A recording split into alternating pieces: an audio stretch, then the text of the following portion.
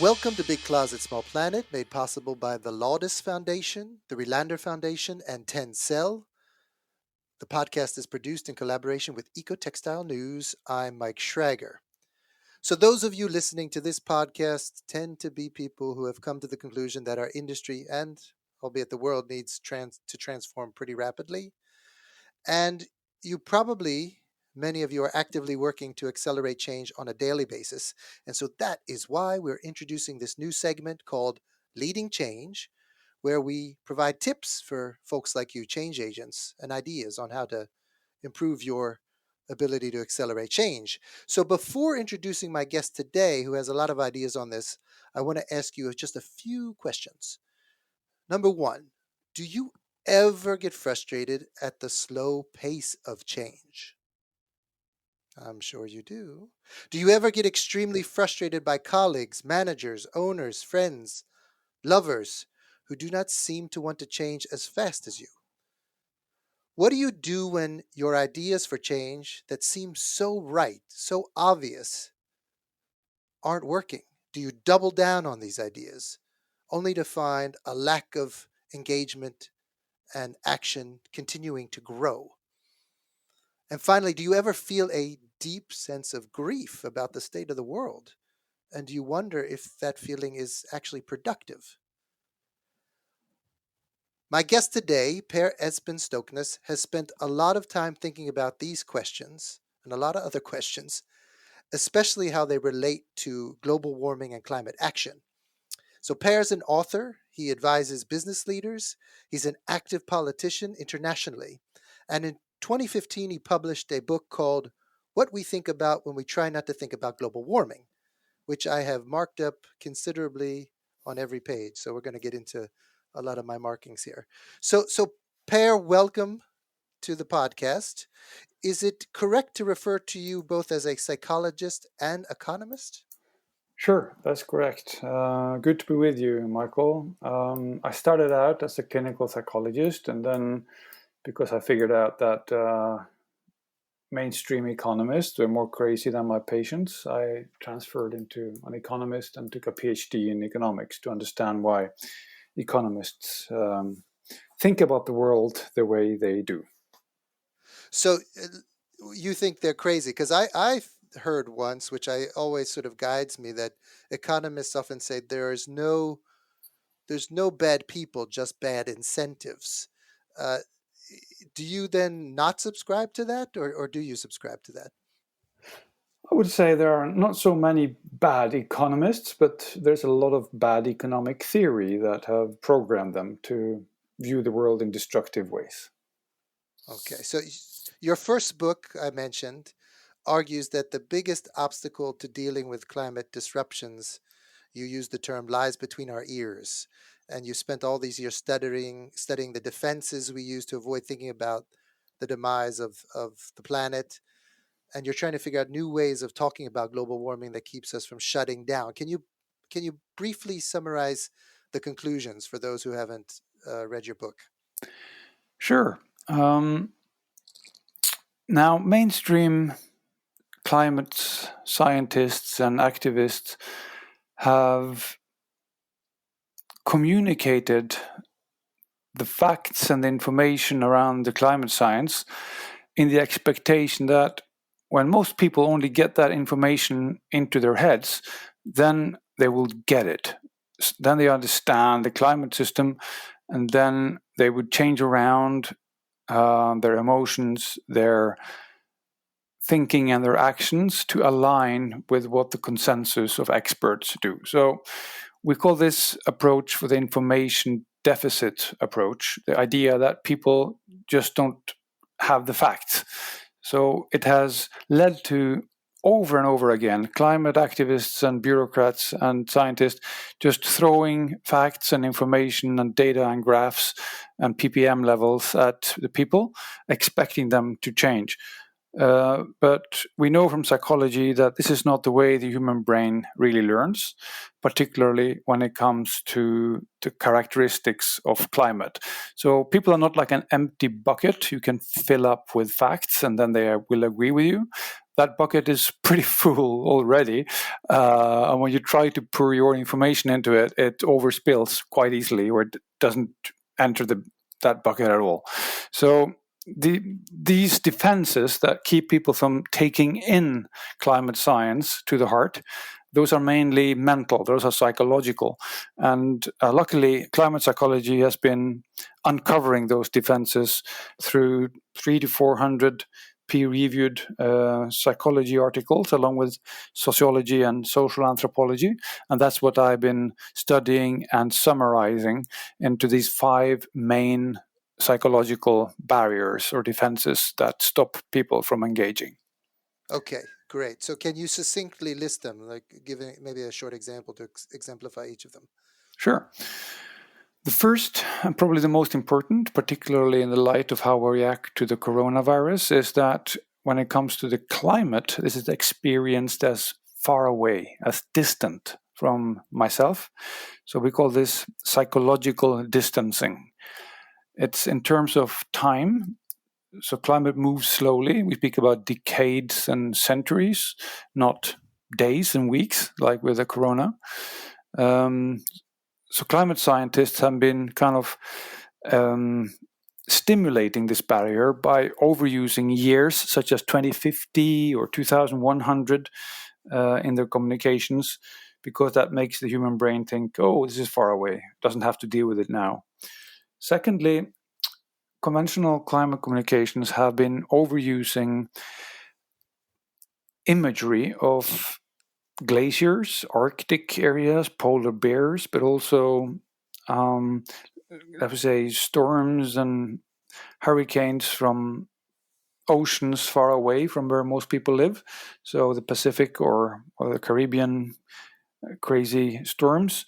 So when people see imagery, they see images from something that is very far away from them in terms of space. Thirdly, when we hear about the climate crisis, it's typically some prime minister or negotiator or international CEO who is responsible for a lot of emissions or frameworks and negotiations. And these people are far away from me. I don't know them. I can't influence them. So the responsibility is put on somebody else. And then I feel it doesn't matter what I do.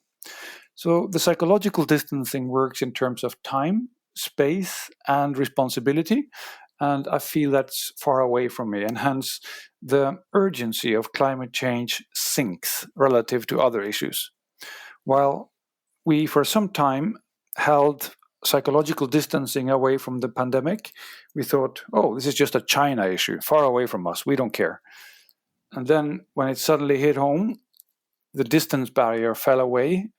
Everybody felt that they could be contaminated or have the virus just next week or tomorrow. So the acceptance of radical policy measures is much higher because it's a threat that is very clear and it's near and it applies to me. So those two issues contrast very nicely theoretically when it comes to understanding how the psychological distancing works. The second is doom, the third is dissonance, the fourth is denial, and the fifth is identity. So back to the second then. If you say the climate crisis is here, it's now, it's applying us, so you overcome the distancing, and then you end or you continue by saying, if we continue to emit as we do now, then we'll boil the earth. We're heading for an uninhabitable planet with the type of emissions we have today. Now you're putting up a catastrophe on the horizon. You're putting up an apocalypse. And what the brain does then is that first time it is kind of aroused because it feels threatening. But the third and the fifth and the seventh and the 11th time, that arousal goes down. We habituate to repeated doom. Secondly, we start to avoid the messenger and the message. So I switch to another channel. Or I could also start to stereotype the messenger. So now I'll kick the man, not the ball. So it's just a doomsday prophet or a climate hysteric who's coming with these things. So those three are by-effects of the doom barrier. Mm. Thirdly, if you bypass the doom barrier by saying there are lots of things we can do about this, you could change, for instance, your car or your way you eat or the way you travel, then you hit up against the third barrier, which is dissonance. So after distance, doom, comes dissonance, and dissonance is better understood as cognitive dissonance in psychology, which means that I know what I should do, so like eat less meat and fly less, but I do it nevertheless. So there is a conflict between what I do and what I know. And this causes me to feel a little bit like a hypocrite or with double standards.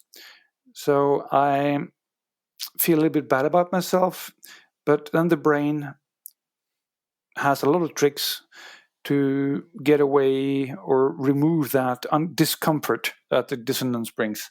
So, for instance, I quickly can try to self-justify myself by saying that this is my neighbor, that he has a bigger car than I do, so he should be worried. Or we could say it's not us, it's the Americans. They are the biggest polluters. And the Americans can say it's the Chinese. So you very quickly get into this us and them thinking. And if it's them, then I'm fine. So I don't have to feel the dissonance anyway. I'm now excused. Or another way to get rid of dissonance is to say, for instance, that climate is always changing, So the ice age ended 10,000 years ago, but there were no cars. So why are we blaming the cars right now? So I don't think it's probably the sun. If I get into this doubt and the misinformation and I buy the misinformation campaigns, then the dissonance goes away. So I feel better about myself. That's why misinformation on climate has been such an easy sell. Mm. If dissonance, however, goes on for quite some time, then we quickly end up in what is called denial, which is not just saying no or being ignorant or stupid or immoral. It's more like the human brain has this fantastic capacity to live with some knowledge as if I don't know it. So it's a kind of double life where I know something, but I've repressed it, and then I go on living as if I do not know what I do know. And particularly if I'm together with friends and family and who also share this denial, then we have this contract not to speak about it. And if somebody mentioned it, we have to ridicule it, to make fun of it. So we get that uncomfortable knowledge back into the repressed. That reminds me of colleagues. We're going to talk about where the global population is in regards to how they feel about climate change today, but there are always people popping up who you wouldn't expect, relatively well educated folks who are popping up with critical views of the science again, and in some ways becoming skeptics in their way of talking about it. And I can imagine that's simply because people are so stressed, right? They Mm. can't sort of match their current daily life with all the messages coming out them saying we have to change. Yeah. Uh, is that's how you see it as well? Yeah. So this denial is a sense that in our network, in our community, we don't speak about this issue. And if we do, then make fun of it to keep it on the back burner, so to speak. But it also can lead to the fifth and final barrier, which is identity. So we have different dimension or different kind of characteristics of our identity. I have a place identity. For instance, I come from Oslo. I also have a professional identity. For instance, I'm a psychologist or I'm an oil worker. But I also have a political identity. And most political identities lie somewhere on the scale from government versus individual. So if my values are on the individual side, I would appreciate and value individual freedom, free markets, free enterprise, and we need to defend the individual's freedom from the overreaching and the kind of overregulation by government. On the other hand, if I have more egalitarian values, I would tend to support common solutions, the commons, better regulation by the state, because markets are inherently unfair, and capitalists are taking advantage against the public good, etc. And if I'm on that first one, the individual freedom value, then when I listen to climate scientists, they come with all the wrong recommendations. They say we need more taxes, more regulations, a more interventionist government to change the emissions.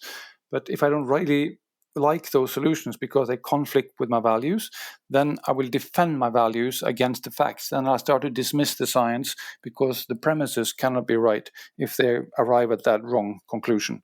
So this is what we call identity protective cognition, that I protect my identity against scientific facts if they don't match well with my values. Then I would prefer to listen to experts who say things that I more agree with. So they would say that we wouldn't, it would be too radical to put such high carbon taxes in place, or we should push back on government that try to stop private enterprise, etc. So these are the ways when climate communications and climate dialogues go really bad, because now people take it personally. They take the climate science as an attack on who they are, their identity, their values. So these five defenses, you said it was distancing, uh, doom, cognitive dissonance, denial, and identity. Yeah. These things are defenses we use, and in order to deal with the extreme nature of some of these things we come across with Yeah. when it comes to global warming. Okay. Yeah. It also explains why people are doing so little when we know so much, and we've had 30 years or more of straightforward science-based climate communication. Just throwing information and facts at people doesn't work because of these five barriers. So I don't want to. Maybe we can come back to this, but these are barriers. But and we maybe we edit this and put it at another piece. But if you also assume that part of the barrier in having these stresses has to do with the fact that your incentive system is also causing this stress, right? So the idea that it's hard to get someone to do something when their salary depends on them not understanding it, right? That was Upton Sinclair or someone who said that. Yeah. These are inbuilt incentive systems that don't make it easy for us to do perhaps the thing that's needed. Um, where does that come in the whole strategy and discussion? Well, particularly when it comes to identity. So if I'm an oil worker, my identity would be connected to the petroleum industry, like we have here in Norway, or if I'm a truck driver and these climate hysterics want to stop all trucks and bring my company down and my job, then I would be against it. So you're absolutely right that the incentives that keep my company, my job, and my also sense of self-esteem going, because my work depends on fossil fuels, all these incentives, as you call them, jobs, set up people not wanting to understand climate science. And I think in our industry, it's the example is we have companies who've been set up to sell lots of volumes of clothing and to Mm. maximize profits in that way, which is what their business model is based on. And it's nice to be able to assess that has an impact on people and the planet. But if that's what your incentive system is, it's very hard to day to day, unless you have an alternative, to to not experience that kind of stress. The more awareness you have, um, Absolutely, I agree with you there. So if you have a low margin, high volume business model, and that's what you know and that's what you're used to, and you don't even have a direct responsibility for the emissions or the production of the textiles and the pesticides, etc., but that's somebody else somewhere else, then as you say, the corporate structure and your job description sets you up for not wanting to disrupt the whole value chain. what are the solutions? Because this is fascinating. What do we do about these defenses? How do we come around them? Sure. Luckily, there are possibilities to do what we call a brain-friendly climate communication. So just pushing facts and information is clearly insufficient. So what we need to do is to go with the tendencies in the human mind, the human brain, rather than try to fight them. So rather than beating down the barriers, I prefer to kind of just not evoking them or provoking them by going around them. First, we should make climate science more social. With making it social, it means it has to do with what my friends are doing, what my colleagues, what my neighbors, people that I want to be like. So if we could change with a few influential people, which would then spread like ripples in water to others, we quickly could change the social norms. So, for instance, if I see my neighbor has an electric car or he has solar panels, then we can see from statistics that the likelihood of the neighbor also getting one is much, much higher than the average in the country. So we really do care about what our peers are up to. And this peer network effect really bypasses the distance barrier. Now it's no longer some climate scientist going on and on about graphs, but it is suddenly my neighbor or brother or friend who's doing this thing. And that feels so much closer. So now it's suddenly near, personal, and urgent that I start to do the same thing. Hmm. These are what we called the power of social networks. And of course, the fashion industry is very well aware of how fashion is spreads like a virus sometimes. Yeah. Second, another solution is better framings.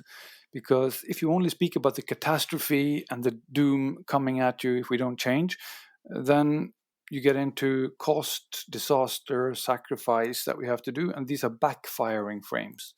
There are three other frames we can use when we speak and communicate and market around climate related issues, and that is health. So, climate is a health issue. Second, it's an insurance issue, not an uncertainty. It's about how do we prepare and manage the risk of climate disruptions. And thirdly, it's about all the fantastic opportunities we have for better lives with lower emissions. So all the cool new plant-based diets coming at us. It's all the fantastic electric vehicles. It's all the possibilities for building houses much smarter and better. Internet of Things, aligned with the circular economy and sharing economy. Hundreds of cool opportunities to change the way we consume things so we get better lives with less emissions. So these three, health, insurance, and opportunity, researchers have found that these are much more engaging frames than speaking about disaster, doom, or the sacrifice you need to do. Hmm. I sometimes think I'm still a disaster guy, even though Yes. a lot of people call me positive. I think, what motivates me is disaster, but maybe Okay. I'm, who Good. knows? Who Anyway, keep knows? going. Yeah. So it's not the idea that you're not supposed to mention the threats. It's Okay. it's a question of balance. In psychology, it's often called the positivity ratio. So there should be three constructive framings or perspectives for each threat you come up with. So for all means, we shouldn't kind of try to pretend that there's no threat. We should be very, very clear about the threat, but also equally clear and at the same time spend three times as much attention on it, that there are so many good solutions available for us, so many actions we can take. So balance Okay. fear with lust and opportunity, and the majority or the weight should be on the latter, not the first all the time. All right. That sounds very wise. Okay. So that was about working with social networks and And supportive framings. I can supportive also mention framings. the three quickly, and then you can see where you want to go. The third of these solutions that fix dissonance has to do with nudging. Nudging is a new approach within economic psychology, where sometimes called behavioral economics as well. The idea is that we should make it simple for people to do the right thing. So, for instance, if I'm at a restaurant or a buffet, when I walk down to the buffet, I also typically speak with somebody. I'm quite inattentive. So I would tend to take a lot of the first thing that's on the table. So if that is meat, my plate will quickly fill up with meat. But if it is a lot of different good looking salads or green or plant based stuff, then that will go on my plate. And if I really, really do want the meat, I could put it all the way on the buffet, or I have to walk all the way down the buffet and around the corner to the other side where there's the meat going. In this way, you make it easy for people to take the climate friendly foods and difficult to take the most damaging foods. And hundreds of these green nudges are available for anything from purchasing an air conditioner to a car or whatever. If you show the life cycle costing, for instance, of the vehicle, rather than it's just its purchase price, then suddenly people buy cars that are much more energy efficient. So we could rearrange decisions and as consumers, such as that it's much easier to take the right climate choice. Today, it's quite difficult. So after social supportive framings and nudging or what make it simple, then comes better signals. Because when we do these things, if I do something that is right, like I go biking to work rather than taking the car, or if my company turns around and we head in a greener direction, then people should have some feedback about the effect of what they're doing. Today, most climate signals come from the global climate system, such as ppms in the atmosphere or centimeters of sea level rise per decade. But these signals have a hard time getting into my brain in terms of what does it mean for me. So if I get to know from my bank, for instance, that last year's consumption or this month's consumption was down 10% in footprint relative to previous year or previous month, then it feels much nearer and much more action and agency relevant. So we should Oh, that shift. that one I love. I love that one. We did an interview with a group called Duconomy, which is now developing a credit card where you can see the climate impact of your purchasers directly as a means of providing a signal, Mm, and then often trying to provide a support to what you can do to reduce those. So the idea of signaling directly more immediate feedback it seems to be very powerful. it is. And from psychology, we know it really works. I mean, our brain is optimized for having the biggest learning effect if you get the feedback from your behavior within a few seconds after doing something. And While I in, was thinking, although this is not a an example of what you just said, even having in the middle of the big, I'm thinking here in Sweden, Sergels Torg, right in the downtown, a big sign showing how much carbon is increasing and what its impact is on certain things that people affect their daily life. mm, Wouldn't that give more? It could cause more stress if you do it incorrectly and don't follow your solutions. But don't we need to see this on a daily basis? ideally, The yes. feedback, the feedback. Ideally, yes. Because our attention is typically quite short term. Evolutionary, we developed to kind of survive from day to day. So the capacity to think about the long-term future is something that has to be cultivated and through culture and norms, so that we learn to think about the next generation. But immediately, if we can have feedback on the effect of what we're doing personally, but also together as a company or as a city, that really reinforces the motivation to keep going and also to keep learning. Gotcha. So where were we? We were at Yeah, we done social supportive framings, simple actions and signals, and finally the fifth S is storytelling. And this really helps with our identity barrier, because if people see that we're heading towards some kind of authoritarian state where government is overruling everybody, and they see climate as a kind of leverage to give the state more such power, then they will struggle against a climate-friendly future. So what we need to do is to tell stories and help people imagine a better world where emissions are lower and cities work better and markets are freer and function much better in terms of delivering higher quality of life with lower footprints. If we can show that this is beneficial both for business, for people, and for nature, then business people and, shall we say, conservatives and financial people tend to want this future, and we work towards realizing it. So it's all about creating a new story for the 21st century, very different from the industrial age narrative, about what post-industrial, much smarter, much more resource productive society looks like. So better lives with lower footprints in all sectors of the economy, and both business and jobs thriving along with nature. No, if we can paint this picture so it comes alive in most people's heads, then we will turn around and try to realize it. It's very hard to realize a future that you don't even can imagine. So let me ask you to evaluate, to rate a couple global actors' performance in relation to what you've just said. And I was thinking of Greta Thunberg, who's actually a Swedish woman who Yeah, of course. you, We all know you know Greta. you all know Greta, but Greta, uh, has, some would argue, taken the world by storm with her messaging and her leadership.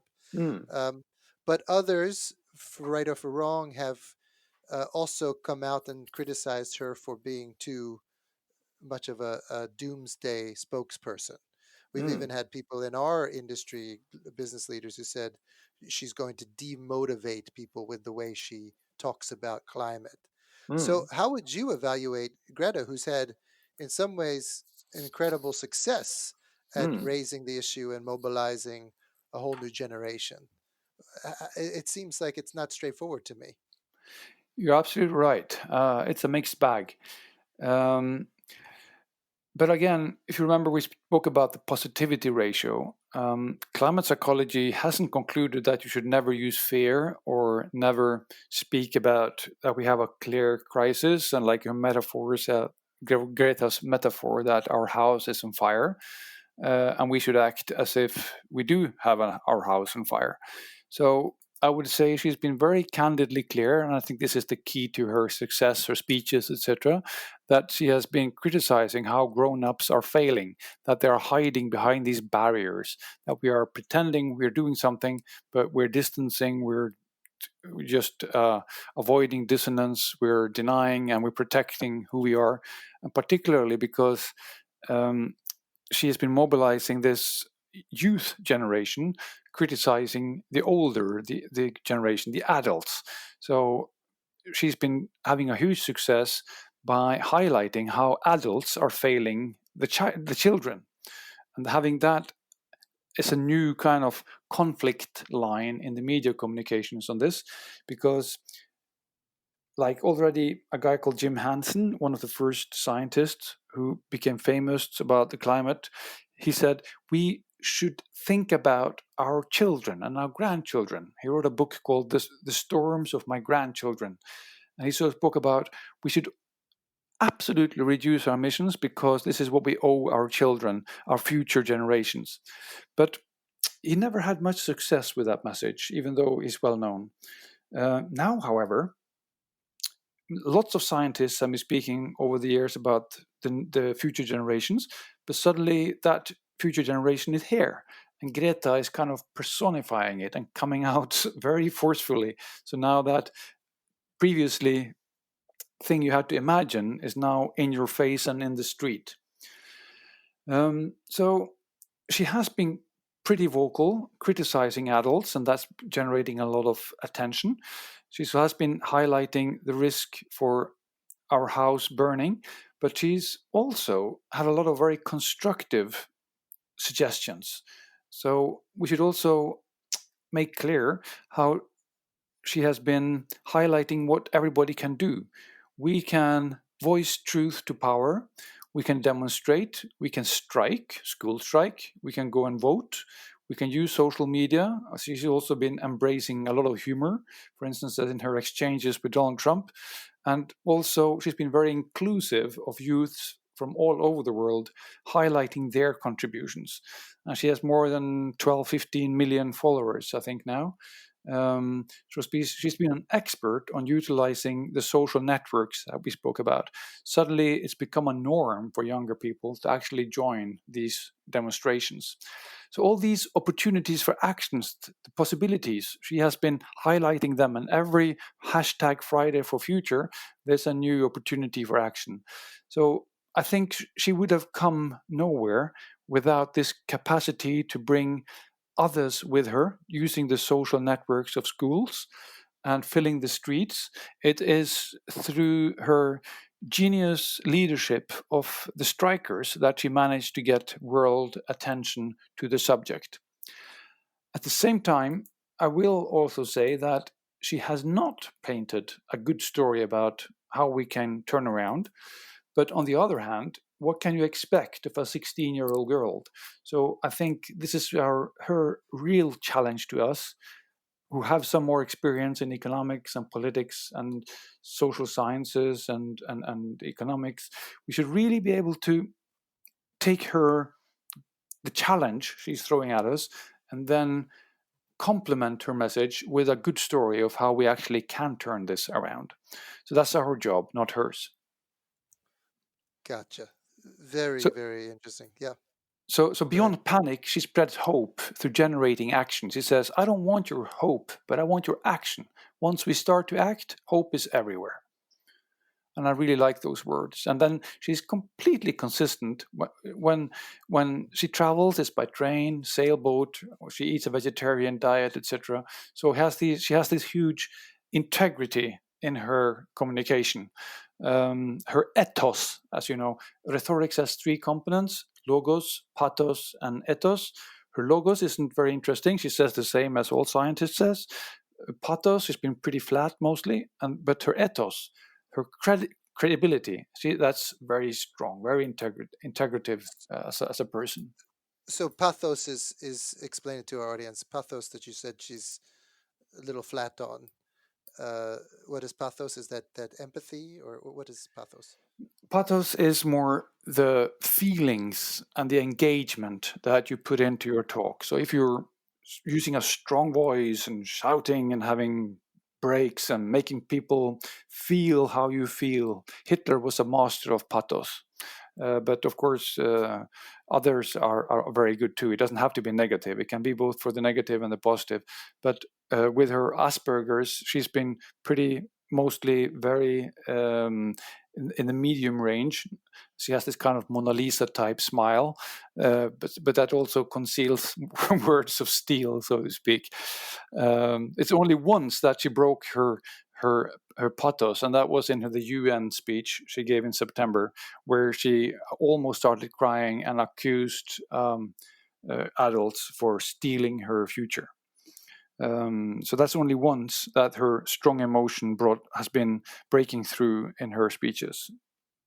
So building on pathos, just to switch a little bit gears, uh, you say in your book about standing up for your depression. And Mm, the reason I'm keen to hear your thoughts on that is because I think all of us who are working day to day with this pathos and passion to try to accelerate change come up against the overwhelming uh, logos information about how bad things are mm, and how much it takes to make change and how we're behind schedule or we're yeah. not going to make it. So you get, of course, depressed. And there has been in the psychology of positive psychology, depression, as you say, or doomsday kinds of ideas don't motivate people. So often you get a little bit ashamed, don't you, about being Mm, depressed. You yeah, think that this is not productive. But you say something the opposite, and I think it's important for people to hear. Tell us about that. sure. When I criticize doom, it is when you throw doom messages at others. If you continue to emit, we will burn in hell, type of things. But as you speak, when you really take in, as you say, when we really take in climate science and we really understand the consequences and the dynamics of the system, the only human response is to go, oh my God, wow, this is really, really unsettling and depressing, really. We're destroying this beautiful world and its wildlife at breakneck speed, and I'm part of it. So when the shit hits the fan, and you don't really feel at loss, a sorrow, a grief, an anger or despair, all these what some people call negative emotions, then I would say you're not fully human. So even these emotions are dark. They really belong in the soul.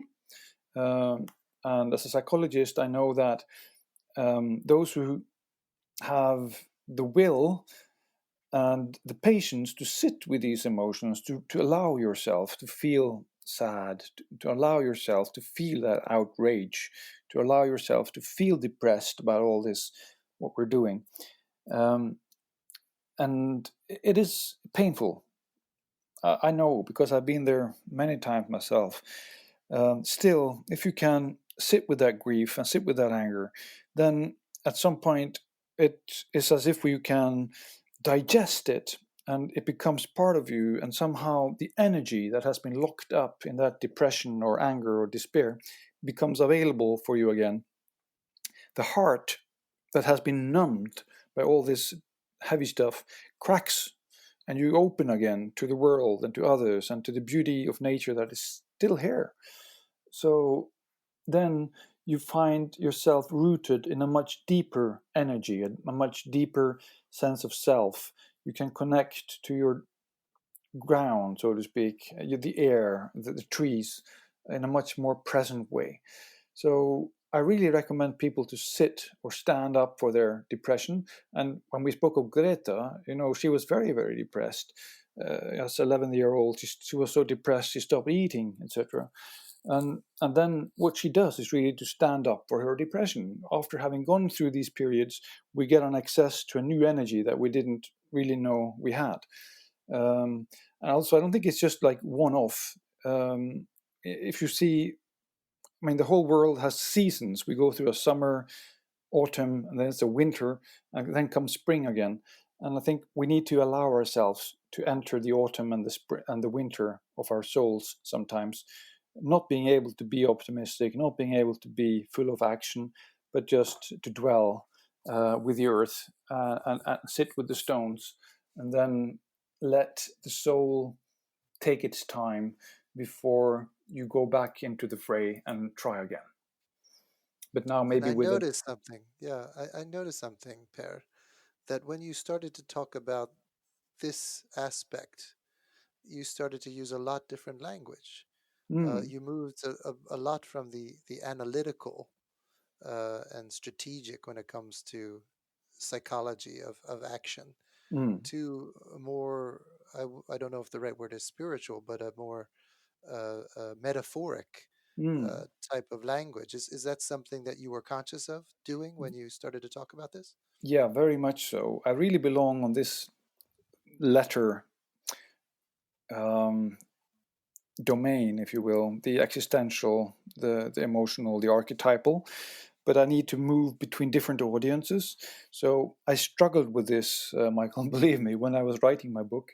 And finally, I ended up writing three different parts. The first part is on the analytical side, as you say, where we look, okay, why doesn't the brain get this? And the second, more on the activist, how can we do things differently so we get people with us? And then the third, which is the most important to me, has to do with this existential level. So I call the first thinking, the second doing, and this third for being. because it really affects my heart, my soul, the way I see myself as an earthling, a part of the air, a part of the earth. And it also helps me get an access to a much larger energy or network of beings that also care for life on this earth. And that gives me so much more strength than just my personal little ego or will. So, Per, a lot of your advice and thinking and strategies have come from your long career, your research, and your focus on global warming and the climate.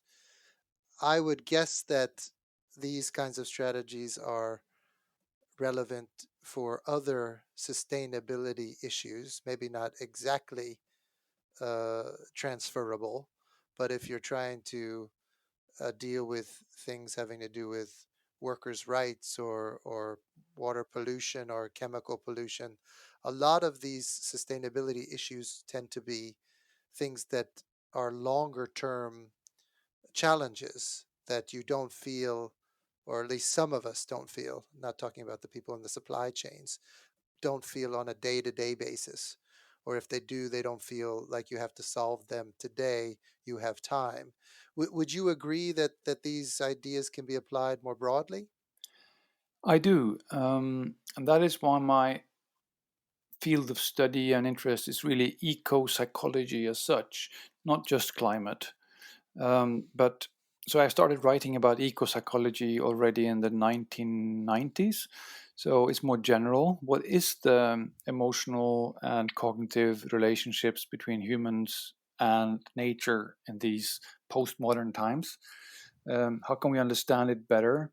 How can we approach environmental issues much more broadly than we have? How can we expand our sense of self, so that it's not just me here and nature out there, but me as part of nature, an ecological self? Um, and what are the practical ramifications of this? And that's really where I do belong. So climate, however, became very important to me gradually, and particularly when I was at Copenhagen conference in 2009, which failed miserably. So I just decided that I would now focus on solving this issue.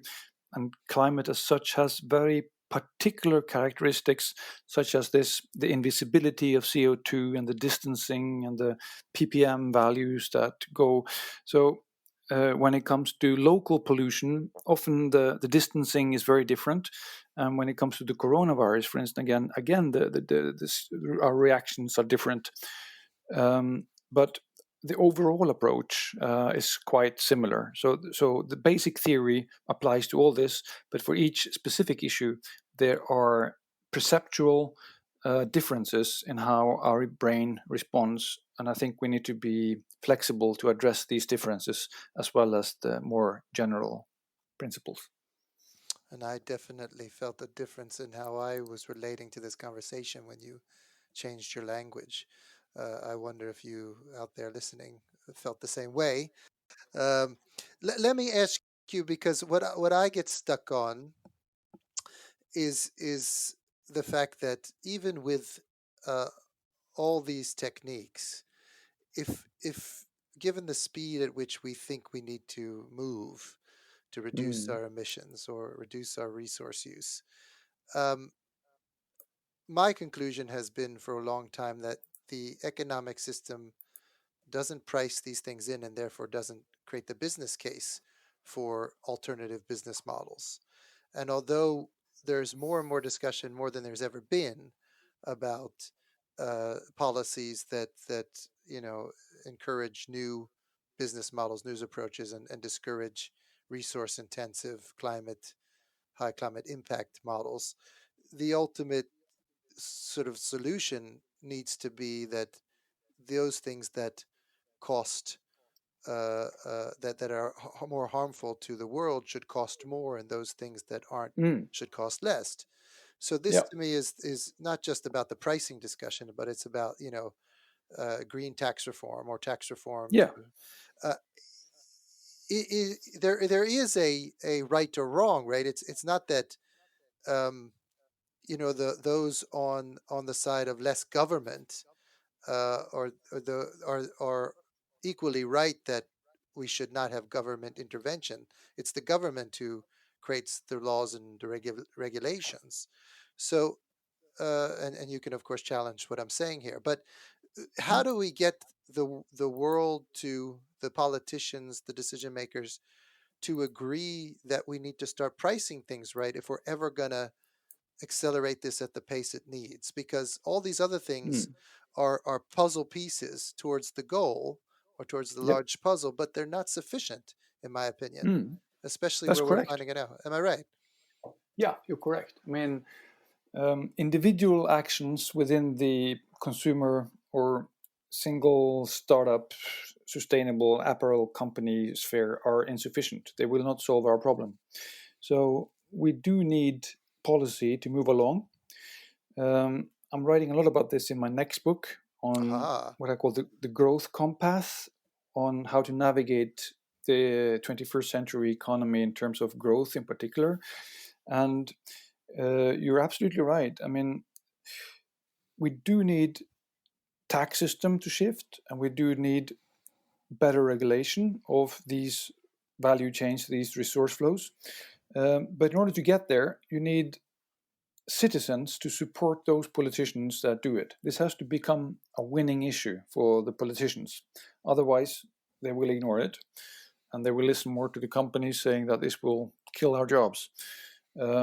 So we need some leading businesses that make it evident that these new business models can work. Then we need citizens to get going with these individual actions that are insufficient. But without these individual actions, you will not be able to build up a sufficient critical mass of people that will support the policy, which will then again strengthen industry initiatives, which will then again increase access to more climate friendly apparel to the consumer, which would then again increase their willingness to support policy. So we have to change what would have been a vicious cycle into a virtuous cycle when it comes to how citizens, government, and leading companies cooperate. So I'm all in favor of not just using psychology approaches, but of course using taxes and economic incentives as well.